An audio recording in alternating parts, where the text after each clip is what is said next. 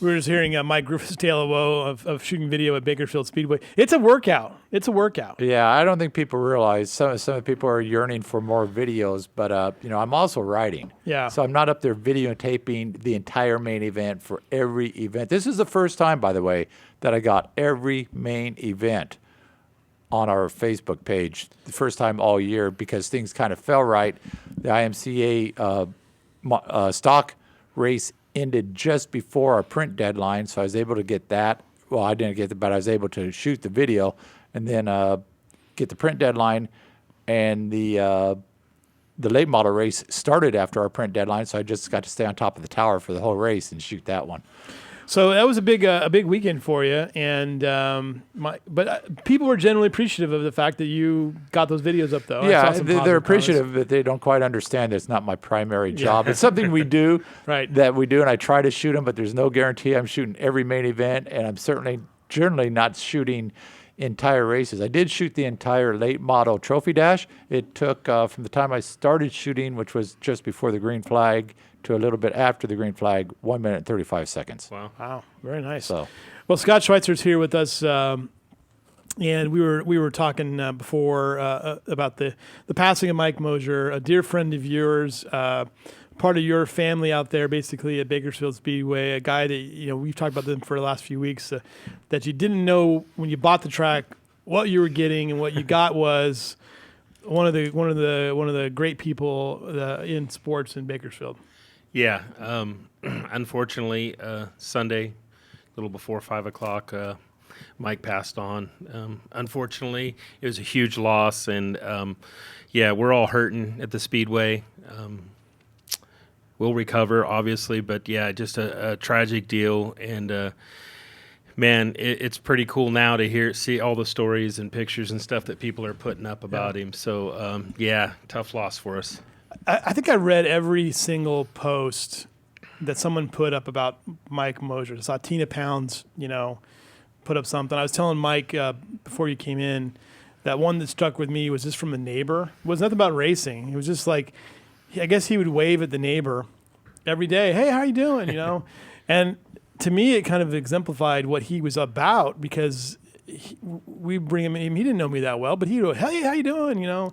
Just such a quality person. Yeah, and that's the stories that you're hearing about Mike. I mean, we just know him from the racetrack community, but the story goes way back from when he played in the band and in the playing, semi-pro football and all the things that he did. And that is the genuine stories that you're hearing about Mike and what he did and helping everybody and friendly and having that smile. And, right. And that's the thing we're going to miss. I think the thing that it would be...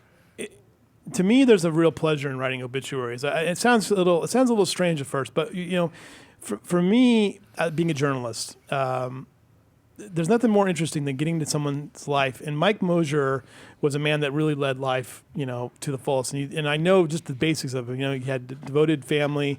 He battled cancer. He loved this racing community. He loved music. He was a professional person who took a lot of pride in his work. I think he worked for Oxy for a long time. He did. Too, and really involved in the health and safety industry. Mm-hmm. So. Yeah, I mean, he took a lot of pride in making sure that the oil field guys were safe, and that was another thing for him too. I think he was maybe he was even an EMT. I think at some point as well. I mean, he's just a very interesting person, and I think as we get to know what's going on, with him, it's going to be interesting to find out a little bit more about his life.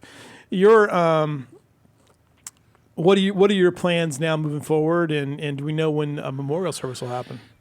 Yeah, the services are planned for Saturday the 19th at Green Lawn. Time-wise, the family hasn't set that yet. They're still working on some details. So as soon as we know, we'll obviously have it on our Facebook, have it on our website. We'll announce it at the races and all that. And Monty, one of the sons, is asking right now on his Facebook page for anybody that's got videos, pictures, or anything like that with Mike to go ahead and email it to Monty. And they're going to try to include it in the video presentation they're going to do at the services. Very nice. So right now it's tentatively scheduled for Saturday the 19th. So we'll know more. We'll let everybody know. Obviously, it's going to be a huge gathering, a huge event, and a great memorial service for a great man. Give me your takeaway from the last time you saw him and we were showing this picture of him with Harvey Hall and getting the keys to the city. I mean, this was a huge emotional night for all of you guys, right? It was. It was. We were hoping Mike could be there the whole night, but obviously, with his illness, it was consuming him, and he wasn't able to be there the whole night. But this was the last night that I got to see Mike and be with Mike, and we actually, as he was leaving, we were able to get a family photo, just my immediate family. So something I'll cherish forever to have. Just one more thought on Mike from your standpoint. What did he mean to this racing community? Obviously, Mike's a great announcer, and all the quirky little sayings he had and his enthusiasm and all that. And it wasn't until this situation and the passing of Mike that we're really seeing all the true-hearted stories, and that's what touches me. And like you were just talking about earlier, his neighbors saying he waved, and just his involvement with hockey and taking different people to hockey games and taking them to different sporting events, spending time with his with his family. It's great to see the photos of him with his grandkids and spending time. And his kids and grandkids are out of state, so he still took that time to do that. But even for me, he was constantly helping me, asking me, is there anything we need to do, health and safety wise, and, helping him with the fire crew and doing these different things. And that's just the kind of person Mike was. If he could help you and lend a hand, he would do it.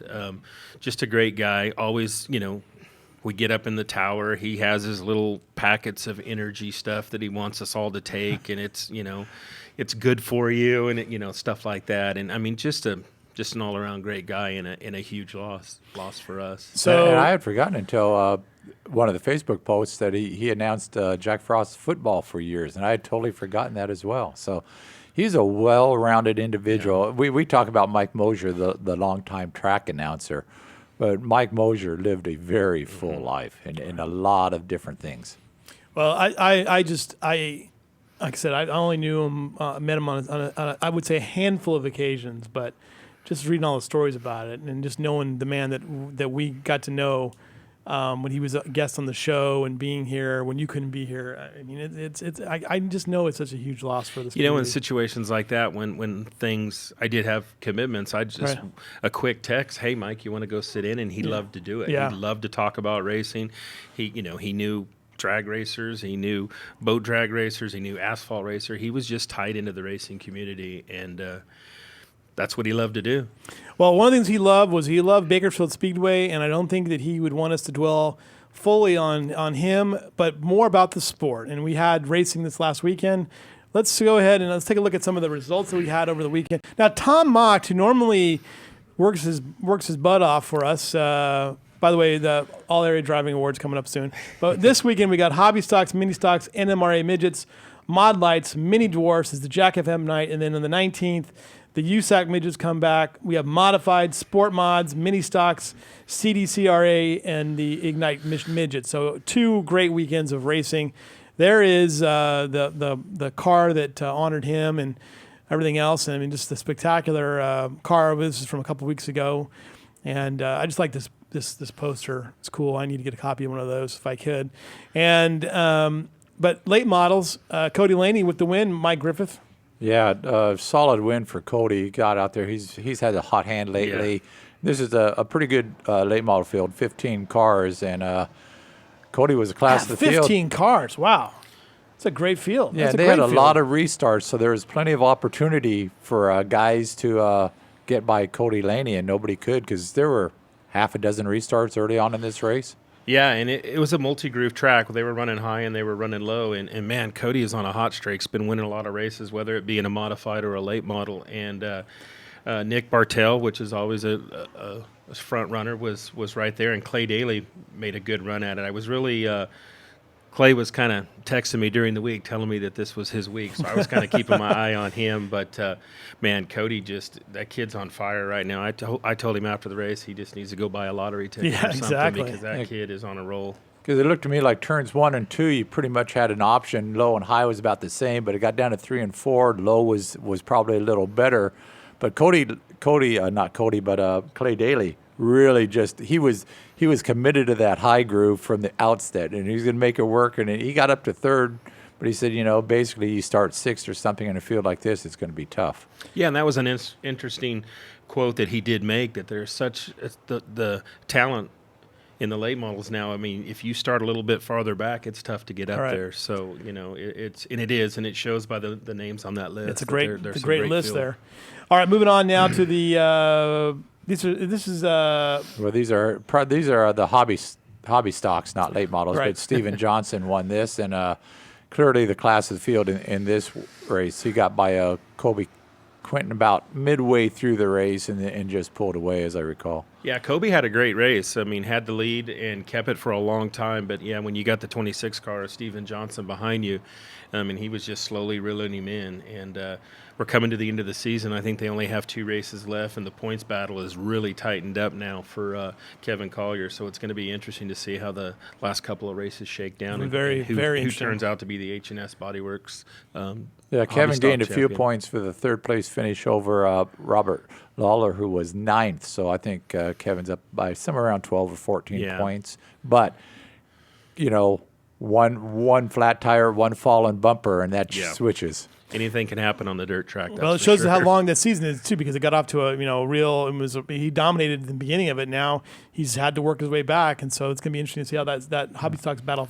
finishes out. And this IMCA stock race, they held up the start of it for a little bit because Steven Johnson had to get out of his car in the winner's circle and get over there and jump into one of these, and he went out and won his first time, and I think that's Mike Hill Jr.'s car. Yeah, Mike Hill bought that car earlier in the midway through the season, and now Steven Johnson's in it, and boy, it really shot a message out there, because the word on the street is he's going to be in that car for next season. Wow. So, yeah, he jumped out in his first time in the IMCA stock car and did a whale of a job, and had to start in the back because it was his first race, and was able to bring that thing right to the front. And once he got out there, I mean, he was dominant. He had a shock brake, and still was left rear shock, and was able to keep that thing on the point. That little spin right there, the 44, cost him basically a shot at the championship. He had a 1-point lead coming into this race, and that was on the second lap, and then he was in the back, and Troy Patate came away with the championship. All right, moving on now to our next class, and those American stocks. Eric Simontel with the win there, Roger Welch in second, and Brian Childress in third, Tracy Childress in fourth, and Nicholas Johnson in fifth place there. And Okie Bowl Hardtops, one of my favorite classes. James Bradburn with the win. Rich Souza in second place. Josh Faden in third. And moving on to, that's it. That's all the results we have. All right, so coming up this weekend, what's cost to get in this weekend? $12 for general admission.